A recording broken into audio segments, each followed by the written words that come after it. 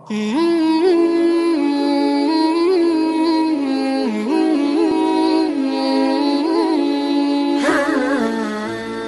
اللہ الرحمن الرحیم۔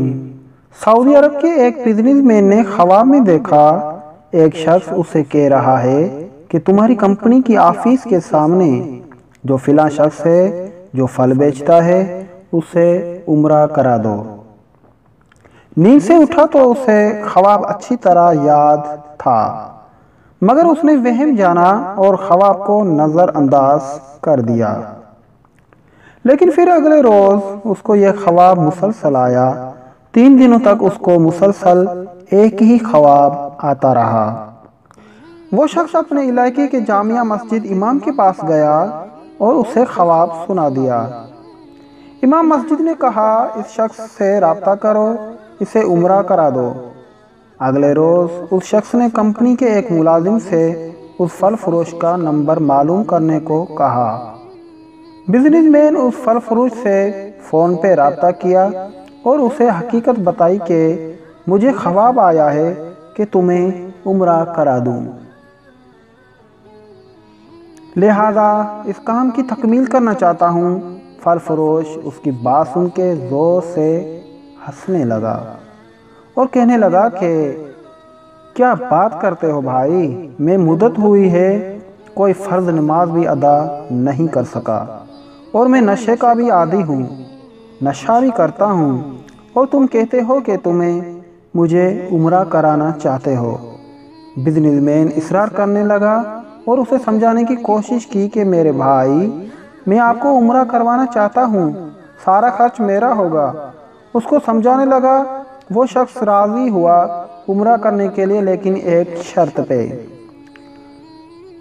پھل فروش نے کہا ٹھیک ہے، میں آپ کے ساتھ عمرہ کرنا چلتا ہوں، مگر تم مجھے واپس میرے گھر ریاض شہر ضرور لے کے آؤ گے اور تمام اخراجات آپ کے ذمہ ہوں گے۔ بزنس مین نے فون بند کر کے اسے وقت مقرر پر ملے تو بزنس مین نے دیکھا اس شخص کو تو واقعی وہ شخص شکل صورت سے اچھا نہیں لگ رہا تھا، اور اس کے چہرے سے ہی لگ رہا تھا کہ وہ نشے کرنے کا عادی ہوگا اور نماز بھی کم ہی پڑھتا ہوگا۔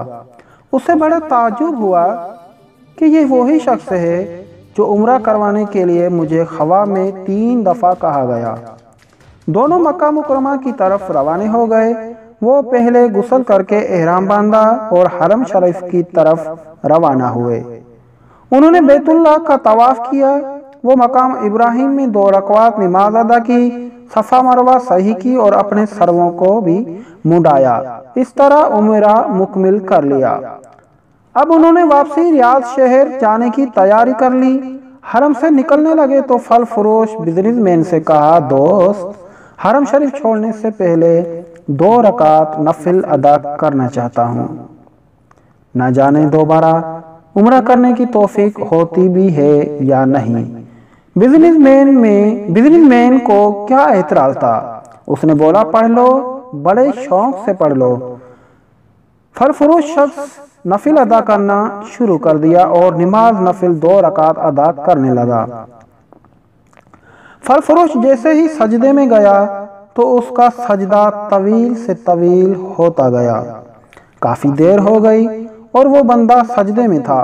بزنس مین نے اسے ہلایا اور جب کوئی حرکت نہیں ہوئی تو انکشاف ہوا کہ پھل فروش کی روح حالت سجدہ میں پرواز کر چکی ہے۔ پھل فروش کی موت پہ بزنس مین کو بڑا رشک آیا اور رو پڑا۔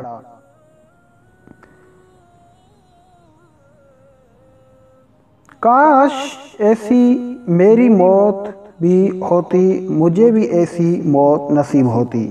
اس خوش قسمت شخص کو غسل دیا گیا اور اسے احرام پہنا کے اس کی حرم میں ہی نماز جنازہ ادا کی گئی اور ہزاروں فرزدان اسلام اس کا جنازہ پڑھا اور اس کی مغفرت کے لیے دعا کی گئی۔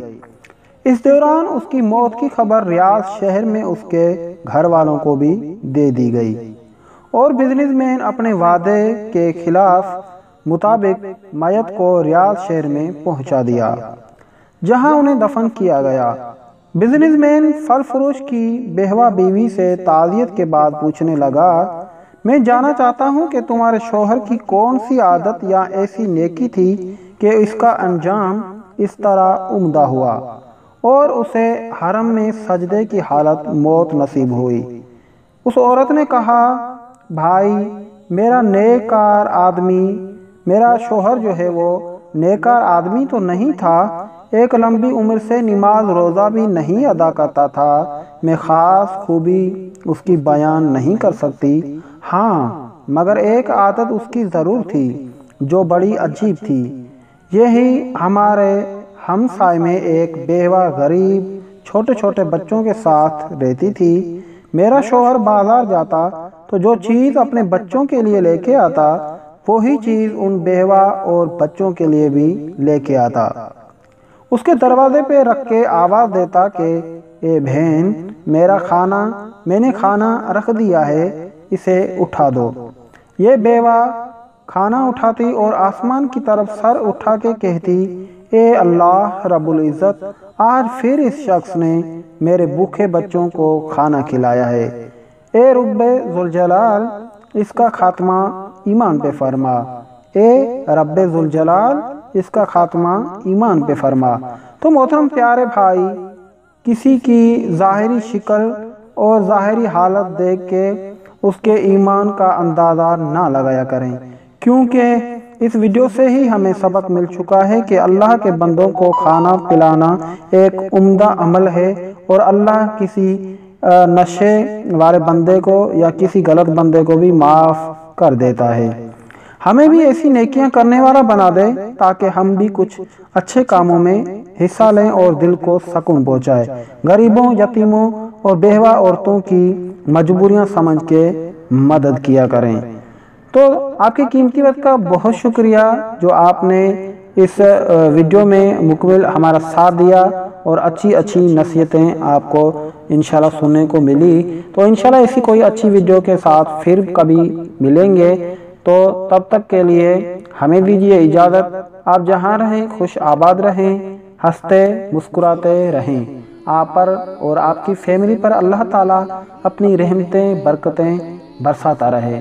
تو ہماری یہی دل سے دعا ہے، اور اسی دعا کے ساتھ ہم آپ سے چاہیں گے اجازت۔ اللہ نگہبان۔